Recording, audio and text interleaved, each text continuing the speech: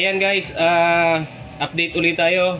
So hindi ko na maaantay na bumagsak pa yung ating battery, talagang makunat. Nangihinayang naman ako sa sikat ng araw. Ayan, katiktikan ng sikat ng araw. So nangihinayang naman ako. So ang gagawin natin, sukatin muna natin yung voltage ng battery doon mismo sa ating battery.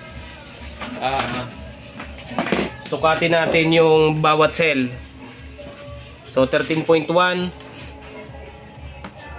13.1. So itong isa 13.1 din. 13.1, lahat sila 13.1.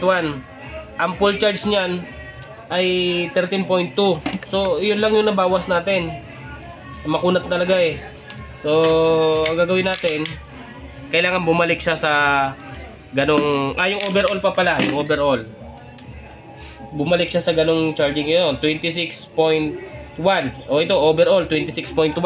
So yung 26.1 na yan, dapat ang full charge niyan ay 26.5. So ang gagawin natin,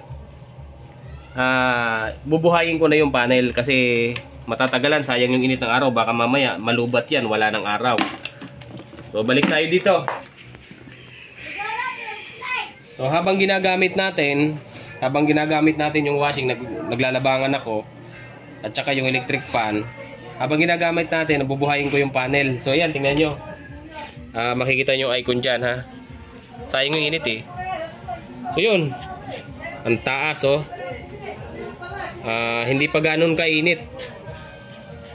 Nakakapag-harvest tayo ng 10 ampere. 10 ampere no. Pumalo 26.3. So naging 27 doon. Nakita nyo yung icon ng battery, nag-pull na uli. So 26.2, no? Tumataas siya. Ngayon tingnan natin yung actual dito kung nagbago. Kasi dito natin malalaman kung pumasok ba yung charging. Kanina overall natin ay 26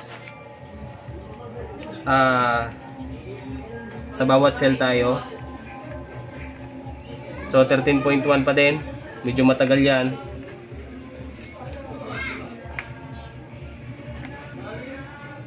(13.1) 13.1, medyo delay yung isa. So 26.3, ilan kanina? 26.1. So nasa 26.3 tayo habang ginagamit natin. So ibig sabihin habang ginagamit natin, kumakarga siya, no? Habang ginagamit mo yung kuryente, may pumapasok na charging. Kasi kanina 26.1 tayo. Pero ngayon 26.3 tayo, samantalang ginagamit natin yung kuryente. So ito, patuloy tayong gumagamit ng kuryente sa 300. Yan yung watts na nakukonsume natin. Pero pumasok yung ating charging. Tingnan ulit natin yung charging hanggang saan. Yan, pumapalo din ng 11. So kapag may katanghalian, mas tataas pa yan. Pero mas maganda sa ganitong setup, mas dagdagan pa ng panel. So mas maraming panel, mas maganda, lalo na kung continuous mong ginagamit yung kuryente, lalo na sa freezer, ref. Kapag patuloy mo siyang ginagamit, mas maganda pagkatiktikan ng init. Kung pumalo pa siya ng 20 o kung pumalo ng 25 to 30, mas maganda kung ganon. Ibig sabihin kasi nito, meron pa siyang allowance para dagdagan ng panel. So kaya pa naman niya madagdagan ng panel. So ganun lang sa pag-upgrade. Nga lang, hindi ko na kayang dagdagan pa ng panel dahil ayun, kapos na tayo sa budget. So tsaka ito ay yun, nakapackage talaga ito. Ayan, sa mga gusto ng ganitong setup, guys, malaki ang matitipid nyo sa kuryente. 6 kilowatt. Then battery natin LiPo4, 24 volt setup. Ayun, message lang kayo dyan sa baba. O di kaya naman ay mag-message kayo directly sa akin sa aking Facebook. PM lang kayo. Ayan, check uli natin yung charging doon sa battery. Parang pakiramdam ko yung mabilis lang. So 13.2 na agad. Kanina 13.1. So 13.2 na. O, ganun kabilis. Minuto lang. O, tingnan natin overall. Pero wala pa yan. O, 26.4. O, ang... O, yan. O, 26.4 talaga. So, ang bilis. Ang bilis ng charging niya. So, kasi full charge nito, 26.5. Pero yung 26.5 na yon, may allowance pa yon. Ari pa natin siyang ipunuin ng punong-puno talaga. Ano ba ang pinaka-punong-puno nito? Tingnan natin yung ating manual. Sa ganitong klase ng battery, yung pinaka-puno nito, 26.92. Ayan o, 26.92 volts. So, 100% yun. So, ngayon, nasa anong charging na tayo? 26.4. So, kasi ginamit ko to, no, bagong bili to, 26.5 nung sinukat ko. So, binawasan natin, ginamit natin, umabot tayo ng 26.1 kanina. So, charging ko minuto pa lang, 26.4 na kaagad.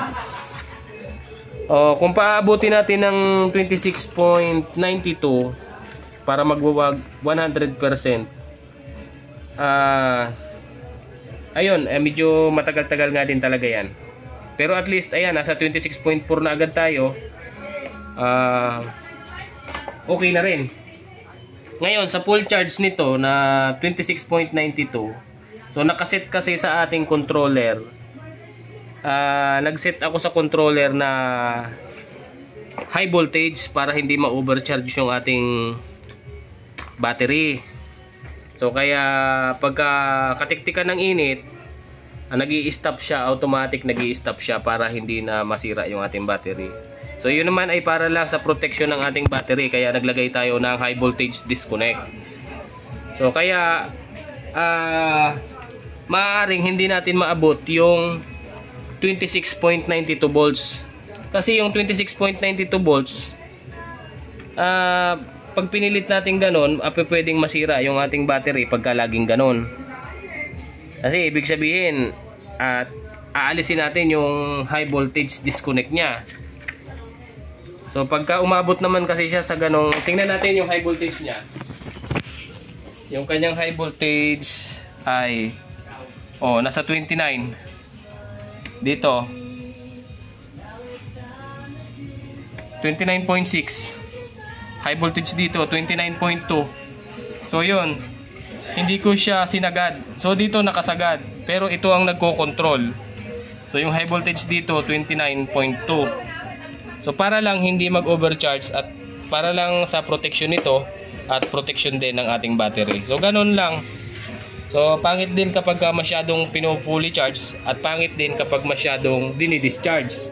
Kapag dinischarge natin yan, maaaring hindi na mabuhay, mamatay yung ating BMS. So yun, ayos na. Okay.